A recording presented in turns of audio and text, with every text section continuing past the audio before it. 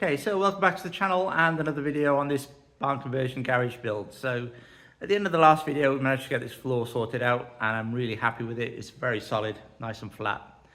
There's a couple of little jobs I need to do later on, sealing it and cleaning it, etc. But they can be done at the end. The next phase of this needs to be sorting out this roof. I really need to get this roof sorted out so that I can get on and set the other barn up as a workshop, because I'm falling a bit behind with all these projects. So this lean-to roof has a lot of issues. The sheets have obviously been off before. They may even have been second-hand sheets when they built the roof, I don't know, but they're full of holes, they're very bent, they're very rusty, and they're very unsightly. So all that needs to come off, and I have actually got the replacement sheets ready to go for that. The wood underneath it, now some of it has been replaced in the past, and some of it obviously hasn't. It's very old and it's full of woodworm. So I need to sort out what is good and what isn't, and put a new structure on, and then put the steelwork back on it. But the biggest issue, and the first thing I need to tackle, will be this middle beam, this central wooden beam here. Now it's very rotten and it does need to be replaced. I'm surprised it's done so well, and the amount of wind we get up here, that I'm surprised the roof is still on it. So if there was no roof on here at all, that wouldn't be an issue. I could just replace it. But this Dutch barn side, the semicircle side of the barn, I don't really want to touch if I can help it. The problem is that goes over the wood and then the lean-to comes underneath it. So to replace it, I need to find some way of holding up the Dutch barn side. I think I've worked out how to do it, but we'll wait and see how that turns out. So I'll show you the issues that we have with the roof, and we'll get on and make a start on sorting it out. So you can see some of the holes in the sheets here, where they've obviously been either taken off and replaced, or they're second-hand sheets off a different building altogether. It's very dark in this corner, but I mean, this sheet here is bowed. I'll show you from the outside, it'll be easier probably. But again, it's just full of holes, lots of gaps.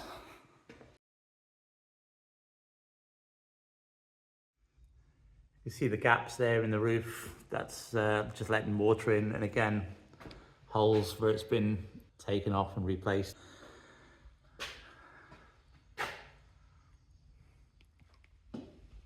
So the biggest issue by far on this side of the roof is just how rotten this beam is. And this is actually holding up this side of the roof. You can see here where it's just crumbling away. On the other side, it's not as bad. It actually joins there. But this half of the roof isn't too bad at all. However, there's another join there on top of the wall, which again is not ideal having two joins in it. But I think I'm going to replace all of this.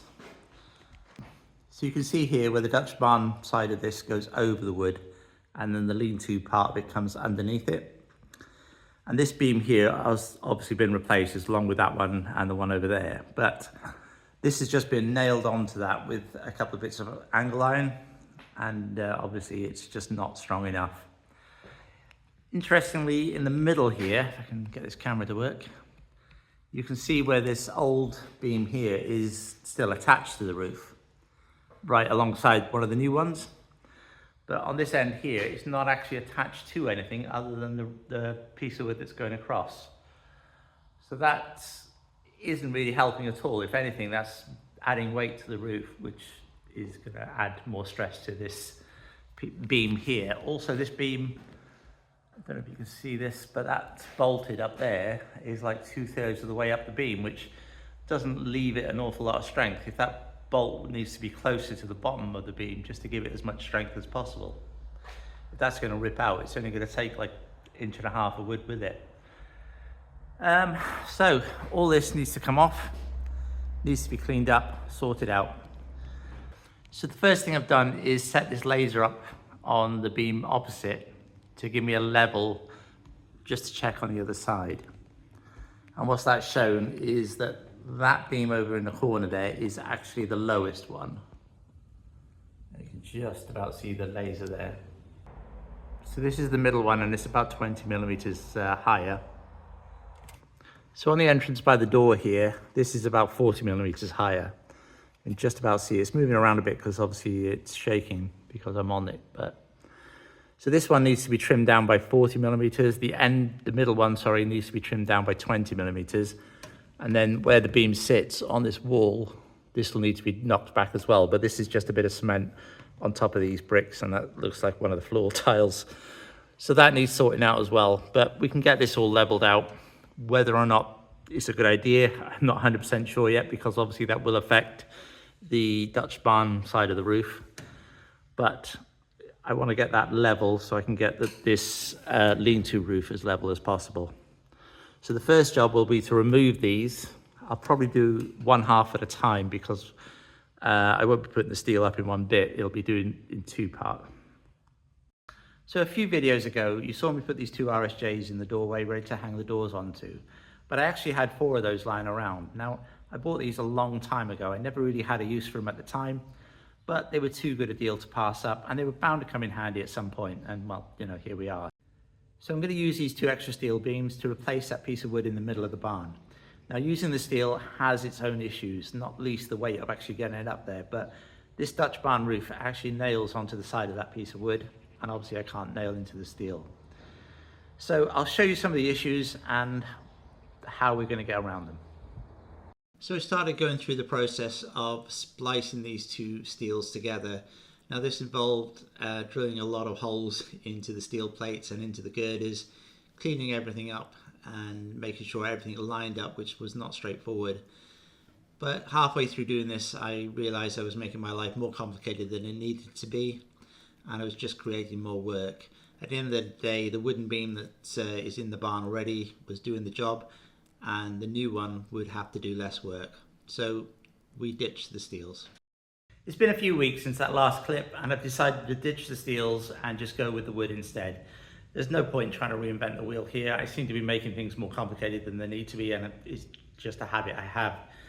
I'm also going to redo the roof in a different design. It's going to match the other barn. If I put a picture up here of the other barn, and it's a lot cleaner and simpler. It's just got 3 mains down and then a couple of big wood going across. It just makes it a lot simpler and easier to do. So if you have been enjoying me procrastinate and mess things up and redo things, please consider subscribing. It really does make a difference to the channel. And if you can hit the like button as well, it makes a massive difference. So the first thing I need to do is laminate these wood. Now, the wood that's up there is 5 tractors everywhere today. So the wood that's already up there is 5 inches wide by 4 inches tall.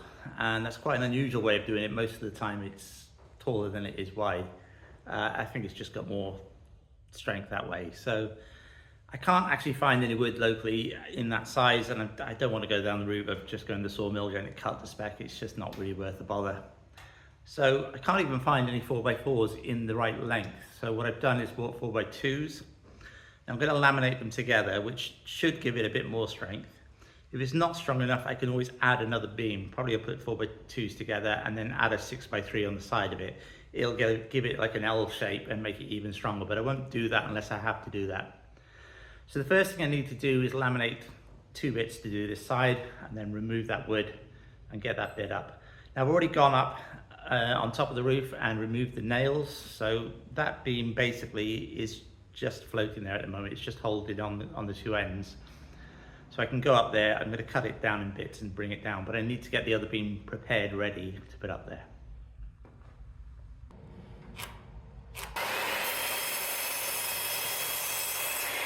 So this beam here is cut slightly shorter than this one. This is to allow for the overlap when I'm joining them. I'll be able to show you that easier when it's up there. Now, to get this as strong as possible, basically you want the crowns to be facing upwards. So this piece of wood here is actually very straight. This one has a crown on it that goes that way, so you want that on the top. This one has a very slight crown this way, so that's the way I'm going to put them together. But these are going to be glued and screwed and nailed together. Now I've got structural screws. You shouldn't really be screwing wooden beams for roofs, because screws are more brittle and they snap. But structural screws are designed to do this. So I'm going to use screws to actually pull it together and then nail it as well. But I'm also going to glue the 2 just to make it as strong as possible. But by putting the 2 crowns up, when they're glued and screwed together, it will stress the beam. So when when the weight of the beam is down, it should help straighten it out, and it should be as strong as possible.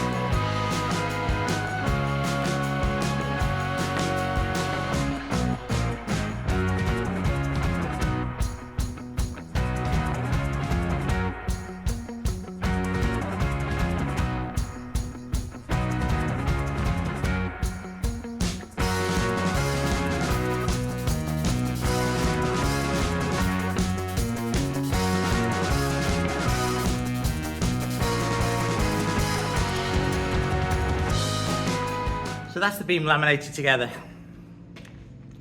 It's really warm in here today, I'm sweating so much.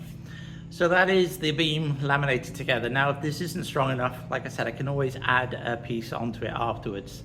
I'll stick it up there. If it starts bowing, I can add another, probably a 6x2 on the side. I'll just jack it up straight and then nail that into place, and that should be fine. It'll give it that extra support.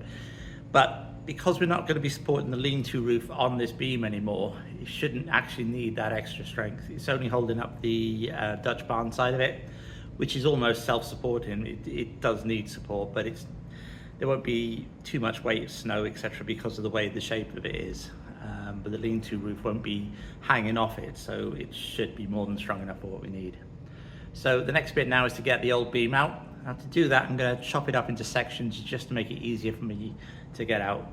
I've got a couple of brackets to sort out and bits and pieces. I just cut the heads off with the angle grinder, get those out of the way, and then just chop the beam up into bits and get it out.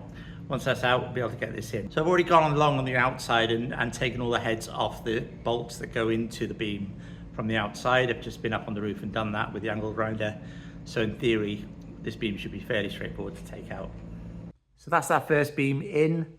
I've raised this end up by about 15 millimeters, something like that. It was about 20 millimeters lower, the original beam, but I've raised that up now 15 mil. So it's not far off level. It's not 100%, but over that distance of 4 meters, I think it's about 6 or 7 millimeters out. It's not too bad. The other end then will be slightly higher and it should compensate, it should be fine. So anything left to do with this one now is to attach the actual barn roof to it. So I need to get up there and screw that into there. But I'm only going to do that temporarily, just so that I can actually remove these sheets. Once I've removed these sheets, I'll get better access to it and be able to screw it in properly. But I just need it to be secure for now so it doesn't blow off in the wind or anything. So I'll get this secured on now off camera and get the other half done again. And I'll bring it back. Okay, so I've managed to get the two beams in place and I've screwed the Dutch barn roof to it. Now I've only put one screw in each overlap of the Dutch barn just to hold it into place. When I removed the beam, that roof was actually just leaning on the lean-to roof. So it didn't have any strength. So I put one screw in basically to hold it in place. Then I can get rid of this lean-to roof. Once that's off, I'll have better access to the Dutch barn roof. And what I'll do then is I'll straighten it all up and make sure it's all in line and then screw it in place properly. But I'll be able to do that without the lean-to roof on. So the next job now will be to strip off this lean-to roof and get rid of it and then start building the structure for the new lean-to roof. So that's the roof completely off on that side. I didn't bother filming any of this. It was just basic demo. I just went along with the angle grinder, cut all the heads off the nails, removed the sheets, and then cut the wood out and remove that. It's all in a pile down there. Need to find somewhere for that. So the next job now will be to make a framework for the new roof. I've left this side on for now, just for a bit of protection, and the angle will probably change slightly. So once I've got this middle brace in, then I can do the side bit and go from there. Okay, so there was a couple of loose blocks on top of the wall, which turned out to be quite a lot of loose blocks on top of this wall. And the two down there with orange paint on are also loose. There's only actually 4 blocks left on this wall. So they literally came off in one lot. Just pushed them over. This wall is massively out. It's about 40 millimeters, 45 mil out down this end. You see on that black line there. Not too worried about it. I can use the wood to take that up. And it was out in the middle here too, but I used the grinder just to cut those blocks back a bit and level them out. So I'm going to get it blocked up to here with this orange markers. Then the wood sits on a block that's laying flat, and then carry on down that wall. So I'll get this done. Okay, so we're finally making some decent progress on this roof, and I've managed to get the central beam in position and bolted in where it needs to be. Now in the other garage, that picture I showed only had one single beam down the middle, but what I've decided to do on this one is split the garage into two. By putting two beams there, effectively treat each half of the garage as two separate roofs, although it'll be one continuous roof. All the stress from one roof won't affect the other one, and it should in theory make it stronger. So I'll show you what I've done and what we've got left to do now.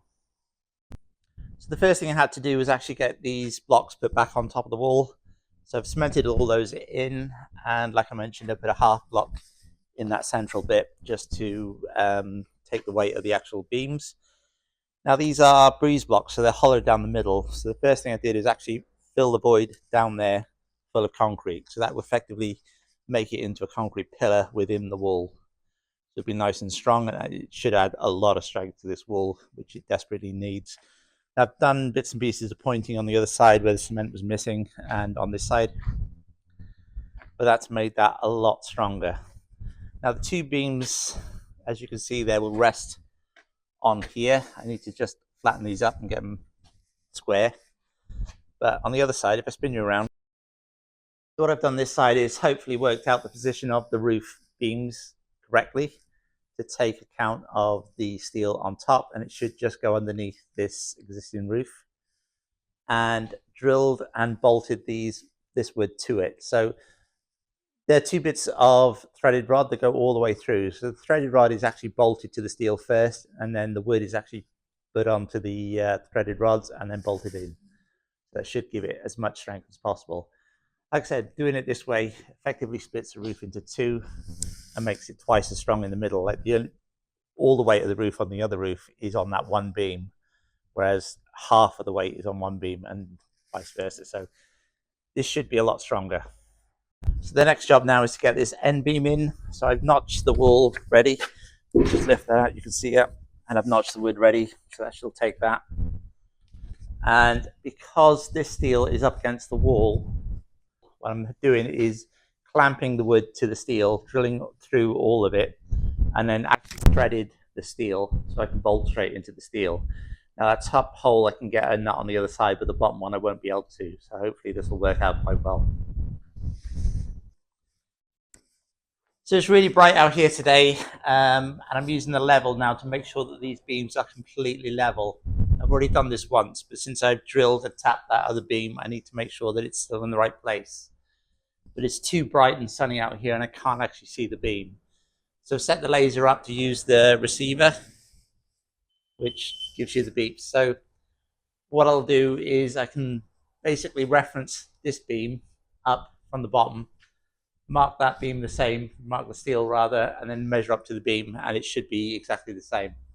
So by using this, it'll give me the exact measurements. So if I put this up onto the steel, I should then be able to mark out where the beam is.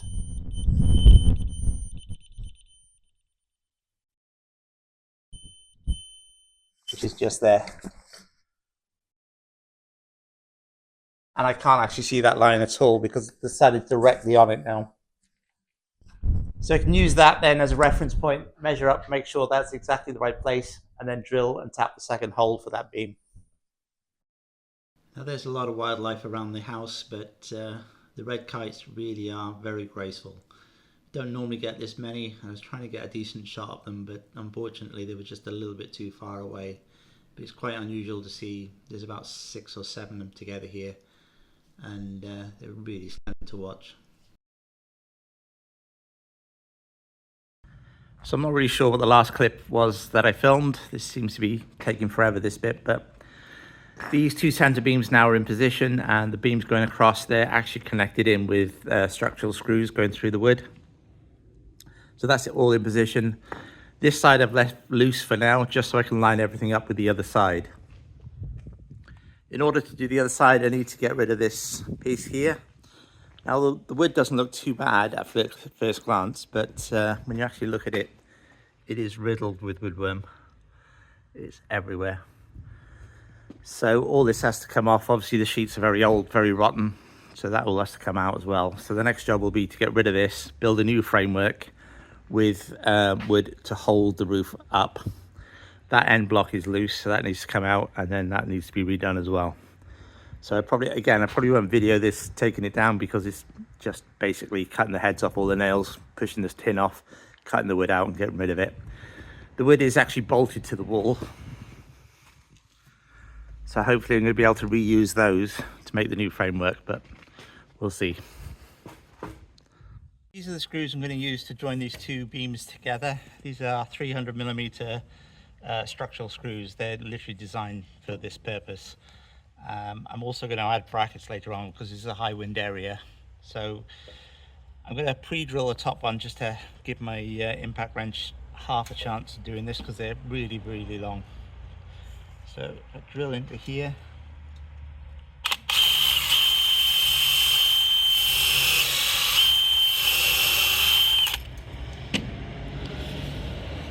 And then drive that in.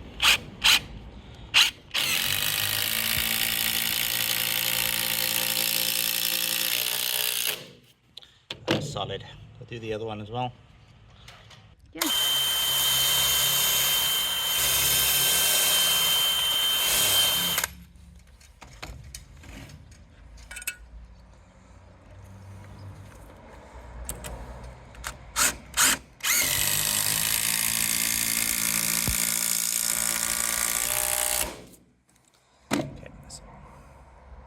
So that's the majority of this framework done. You can carry on now, put the rest of those screws in. The brackets I can put on at any time, even with the roof on. They're not, it doesn't get in the way. The only other bits I need to do then is fill in the block work where it's missing. That end and this edge need to make good, just get it all squared up. And then the roof sheets can go on. Now I was hoping to get this all done in this video, but this seems to be taking forever. So I'm going to call it a day here. And in the next video, we'll be able to get the roof on and all trimmed up and finished. So once again, I do appreciate you watching. If you can, please subscribe to the videos. It makes a massive difference to the channel. Remember to hit the like button as well. That makes a difference too, apparently. And I will see you again shortly on the next video. Thanks again for watching.